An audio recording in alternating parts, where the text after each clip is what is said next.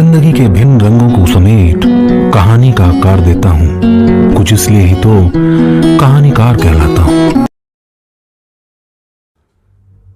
शाम ढल रही थी। आसमान आज पूरा काला पड़ चुका था, जैसे किसी ने काले रंग की शीशी उड़ेल दी हो। शायद बारिश आने को बेकरार हो। काले बादलों से घिरा हुआ आसमान शायद किसी अनहोनी का सूचक था। कब्रिस्तान वाली चुड़ैल का एक और अगला एपिसोड। मृत्यु एक अटल सत्य है। इस संसार में जिसने भी जन्म लिया है उसकी मृत्यु निश्चित है। किसी की पहले मृत्यु हो जाती है, वहीं किसी के कुछ समय पश्चात, लेकिन एक ना एक दिन जाना सभी को है। थानेदार पी पांडे ने मोहिना के अब्बू के कंधे पर हाथ रखते हुए दिलासा देते हुए कहा, साहब मेरी मोहिना ने किसी का क्या बिगाड़ा था? वो तो बेचारी बहुत ही मासूम थी साहब। उन दरिंदों को कड़ी से कड़ी सजा नहीं मिल जाती तब तक उसकी रूह को सुकून नहीं मिलेगा। ये कहते ही मोहिना की अम्मी फफक कर रो पड़ी। तुम्हें खुद को मजबूत करना होगा। मेरा यकीन मानो, आप दोनों के साथ न्याय होगा। वो लोग कानून से ज्यादा दूर तक नहीं भागेंगे, थानेदार पांडे जी ने कहा। मोहिना के अब्बू शोएब अंसारी ने कहा, साहब हम न्याय का क्या करेंगे? हमारी तो सारी खुशियां इसी से थी। अब हमारी दुनिया ही उजड़ गई तो हम जी के क्या करेंगे? जिएंगे भी तो किसके लिए? आप कैसी बातें कर रहे हैं? आपके पास पूरी जिंदगी पड़ी है। मेरा यकीन कीजिए बहुत जल्द वो मुजरिम सलाखों के पीछे होंगे। ये थानेदार पांडे का वादा है आपसे। ये थानेदार के अंतिम शब्द थे। उसके बाद मोहिना के अब्बू शोएब अंसारी ने औपचारिकता पूरी करने के बाद शव को वापस गणेशपुर ले गए। वहां कब्रिस्तान में अपने विधि से उसके पार्थिव शरीर को कब्र के सुपुर्द कर दिया। अगले कुछ दिनों में ही मोहिना के अम्मी और अब्बू हैरत अंगेज तरीके से मृत्यु को प्राप्त हो गए। जानकारों का मानना था कि मोहिना के वियोग में लोगों ने आत्महत्या कर लिया। शायद उनका इस समाज में खिल्ली उड़ाना और लोगों के बीच उस कुकर्म के चर्चे को सह पाना उनके लिए विडंबना बन गई होगी और दोनों ने खुशी खुशी मौत को गले लगा लिया था। मोहिना के अम्मी अब्बू के रहस्यमयी मौत ने खौफ का एक माहौल बना दिया था, जिसका असर यह हुआ कि रात्रि को भी व्यक्ति उनके घर की तरफ होता हुआ नहीं जाता था। गांव के कुछ लोगों का मानना था कि मोहिना अब भी वहां घूमते हुए दिखती रहती है। इस बात में कितनी सच्चाई है ये तो मुझे भी नहीं पता, लेकिन उन बातों से मैं किनारा करना भी उचित नहीं समझता था। इस काल्पनिक सोच के इस रहस्यमयी माहौल ने सबको अपनी जकड़ में ले लिया था। इसी वजह से गांव के कुछ साहसी युवकों ने उस घर को जलाकर खाक कर दिया। ऐसा करने से काफी हद तक मानसिक जीत मिली, लेकिन ये जीत ज्यादा दिन तक जारी नहीं रह पाई। मोहिना के साथ हुए उस जघन्य अपराध के बाद उन पांचों लड़कों का कुछ भी पता नहीं लग पा रहा था। वो सभी के सभी अपनी पढ़ाई बीच से ही छोड़कर भाग चुके थे। कुछ समय बाद कोई पुख्ता सबूत और किसी भी व्यक्ति के हस्तक्षेप नहीं करने की वजह से मोहिना का केस बंद कर दिया गया। लगभग 1.5 साल बाद एक परिवार उस बिष्ट गेस्ट हाउस में रहने आया, लेकिन 1 महीने के अंदर ही परिवार के सभी 6 लोग अजीब तरीके से मृत पाए गए। कुछ दिनों बाद जब घर से बदबू बाहर आने लगी और लोगों की शिकायत के बाद पता लगा कि उस परिवार को मरे हुए 4 दिन से ज्यादा का वक्त हो गया था। मौत का सिलसिला यही नहीं थमा। 2 साल बाद भी जब सभी को लगा कि स्थिति सामान्य हो गई है, तो सभी के दिल से मोहिना का भय लगभग निकल चुका था। एक दिन उसी बिष्ट गेस्ट हाउस में एक शिक्षक अपनी पत्नी और 2 बेटे और एक बेटी के साथ रहने आए। उनका अच्छा समय व्यतीत हो रहा था कि एक दिन उनके पति की सीढ़ी से गिरकर मौत हो गई। धीरे धीरे उस सदमे ने अपना असर दिखाना शुरू कर दिया और उनकी श्रीमती जी पागलपन का शिकार हो गई। एक बार अमावस की काली रात जब चारों ओर सन्नाटा पसरा हुआ था, रात्रि के किसी पहर अपने बच्चों के साथ छत पर चढ़ गई और सबसे पहले उस औरत ने अपने 2 बच्चों को छत से धक्का देकर मार डाला और अंत में अपने सबसे छोटे बच्चे को लेकर छत से कूद पड़ी। सुबह पूरे गांव में हाहाकार मच गया था। आस पड़ोस के गांव में यह खबर आग की तरह फैल गई थी कि यह सब मोहिना का ही किया धरा है। उस घटना के बाद गांव के रजामंदी से वो गेस्ट हाउस पिछले 3 सालों से बंद ही पड़ा था, लेकिन कुछ सालों से अनहोनी घटनाएं ना होने की वजह से उस गेस्ट हाउस को दोबारा खोल दिया गया था।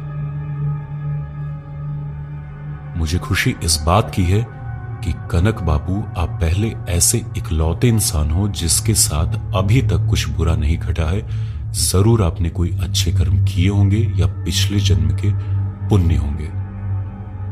ये कहते हुए मुखिया जी मेरी ओर अधीर भाव से देखने लगे।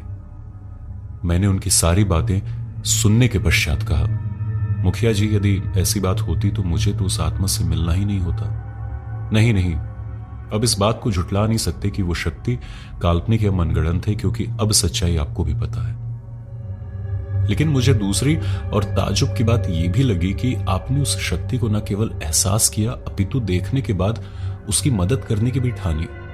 शायद यही मदद भाव ने आपको अभी तक जीवित रखा हुआ है।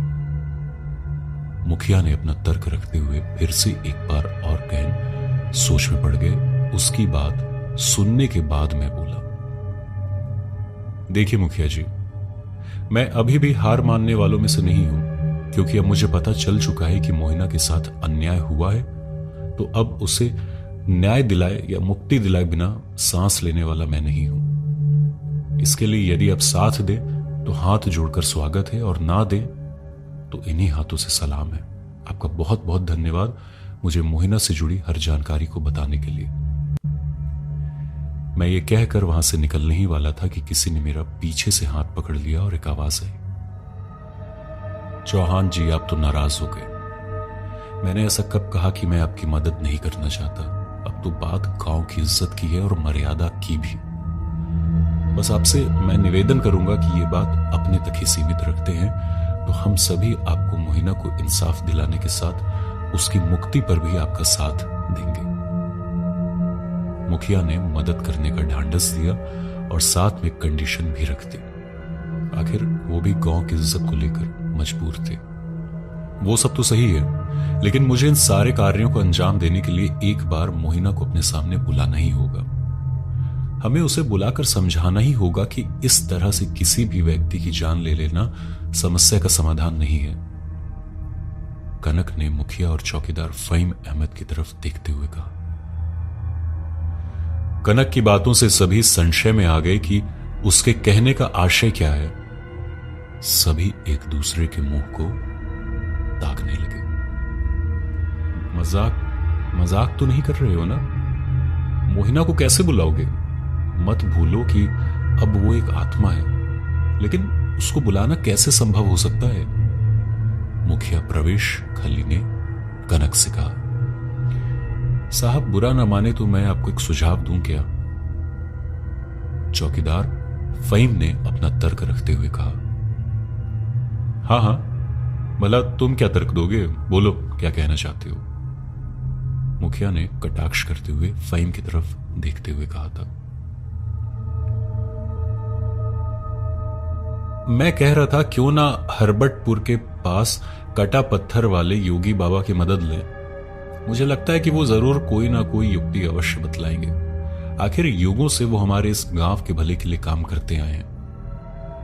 फहीम ने आंखों में विशेष चमक लाते हुए कहा। चुप, एकदम चुप। फालतू गवारों जैसी बातें ना करो। साहब पढ़े लिखे हैं और समझदार इंसान हैं। तुम्हारी दकियानुसी झांसों में नहीं आने वाले।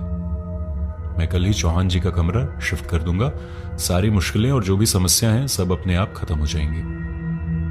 मुखिया ने इस बार रौब झाड़ते हुए चौकीदार फहीम को नसीहत दे डाली, लेकिन फहीम उस नसीहत को दरकिनार करते हुए फिर से बोल पड़ा, साहब यहां से 45 किलोमीटर दूर हरबटपुर के पठारी क्षेत्र से थोड़ी दूर जाने पर एक छोटी पगडंडी ऊपर पर्वत के शिखर तक जाती है।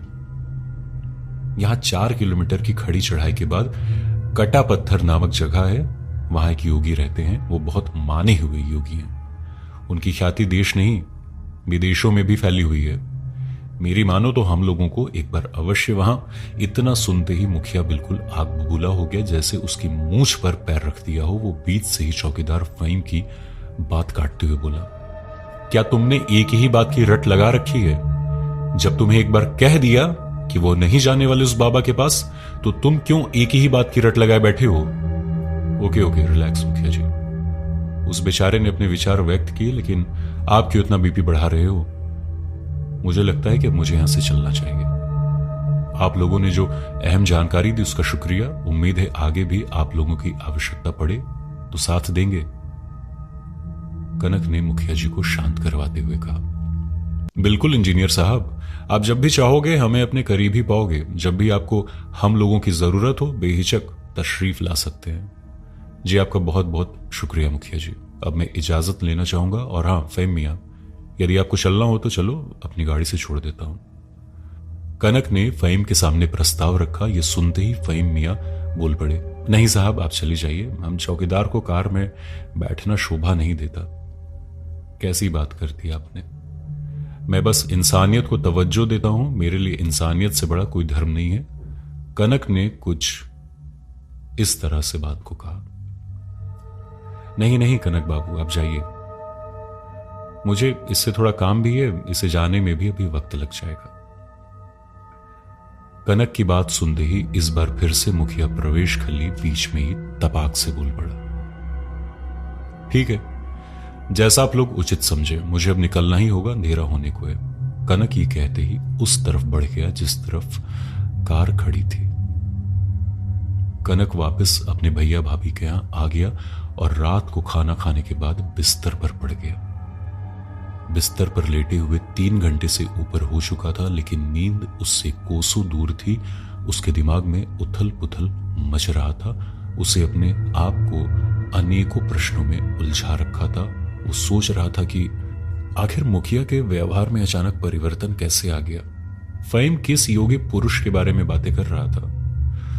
उस योगी से मुखिया को भला क्या दिक्कत हो सकती है? क्या मुझे मोहिना की मर्डर मिस्ट्री सुलझाने के लिए योगी बाबा से मिलना चाहिए?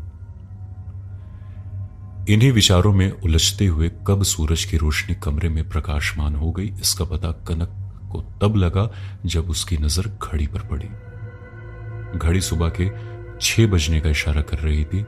कनक ने आज निर्णय ले लिया था कि अब आगे उसे क्या करना है। अब उसके चेहरे के भाव बता रहे थे कि अब बहुत जल्द गुत्थी सुलझा ही लेगा। वो खुश होकर अपने ऑफिस गया और लौटते वक्त उसने भैया को कॉल किया। 2 बार रिंग जाने के बाद भी जब भैया ने कॉल रिसीव नहीं किया तो उसने भाभी को कॉल किया। हेलो कनक, कैसे हो? भाभी मैं ठीक ही हूं, मैं कह रहा था कि मुझे आने में थोड़ी देर हो जाएगी। ओह, तबीयत तो ठीक है ना आपकी? अरे मैं तो बिल्कुल ठीक हूं, वो आज काफी दिनों बाद ऑफिस आया हूं तो दोस्तों के साथ डिनर करके ही आऊंगा। अच्छा ठीक है, कोई बात नहीं, आप अपना ध्यान रखिएगा। ओके भाभी, बाय। ये कहते कनक ने कॉल रखा और अपनी गाड़ी निकाल ली और फटाफट रफ्तार से चलाने लगा जैसे कोई गाड़ी छूटने वाली हो। थोड़ी देर में एक अनजान जगह पर गाड़ी खड़ी कर दी। चारों तरफ नीरव सन्नाटा पसरा हुआ था। अंधेरा होने की वजह से पैदल रास्ते का अनुमान लगाना मुश्किल हो रहा था। तभी उस 4 दीवारी का छोटा सा गेट दिखाई पड़ा। उस गेट को खोलते ही अजीब सी आवाज आई, जैसे वर्षों से वो गेट बंद पड़ा हो। गेट के खुलते ही आस पड़ोस के सारे कुत्ते एक साथ भौंकने लगे, जैसा किसी अनजान शख्स को देखकर होता है। कनक डरते हुए सहमे हुए आगे बढ़ने की कोशिश करता है। अभी पैदल चलते हुए चंद सेकंड्स ही हुए थे कि उसे लगा जैसे उसका कोई पीछा कर रहा है। वो अचानक वहीं अपनी जगह पर रुक जाता है। उसके रुकते ही वो सूखे पत्ते की चरमराने की आवाज भी बंद हो गई। अब उसकी समझ में नहीं आ रहा था कि वो क्या करे। उसने हिम्मत करके पीछे पलट कर देखा। उसे अंधेरे की वजह से कोई भी दिखाई नहीं पड़ रहा था। उसकी सांसें बहुत तेज हो चली थी।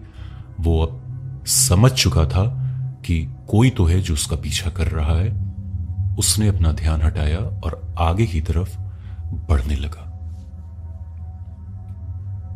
जैसे ही अचानक आगे बढ़ने को हुआ कि उसे लगा कि कोई तेजी से उसके पीछे की तरफ से आ रहा है। वो बिना समय गंवाए तेजी से सिर पर पैर रखकर भाग पड़ता है। वो लगातार बिना समय गंवाए अंधेरे में गिरते पड़ते भागने लगता है। थोड़ी देर में ही कनक को वहीं कोने में एक छोटी सी झोपड़ी दिखाई पड़ी। उस झोपड़ी से लालटेन की पीली रोशनी को साफ साफ देखा जा सकता था। उस पीली रोशनी को देखते ही कनक ने सांस में सांस ली। वो अगले ही पल उस झोपड़ी के सामने खड़ा था। वो जोर जोर से उस दरवाजे को पीटने लगा, मानो जैसे किसी ने नहीं खोला तो वो उसे तोड़कर ही अंदर प्रवेश कर जाएगा। उसकी एक नजर पीछे की तरफ भी थी, जहां उस आवाज का पीछा कर रही थी। वो आवाज अब बिल्कुल ही करीब जान पड़ रही थी। उसने इस बार इतने जोर से प्रहार किया कि दरवाजा अपने आप खुल गया। उसने फटाक से दरवाजे को लगाया और राहत की सांस ली। लेकिन जैसे ही उसकी नजर झोपड़ी के अंदर पड़ी, वो अपनी जगह से खड़े खड़े ही उछल गया। उसकी आंखें खुली की खुली रह गई जब उसकी नजर सामने कौन होगा? क्या लगता है आपको? नीचे कमेंट सेक्शन में अपने नाम के साथ जरूर बताइए। सुनते रहिए कब्रिस्तान वाली चुड़ैल।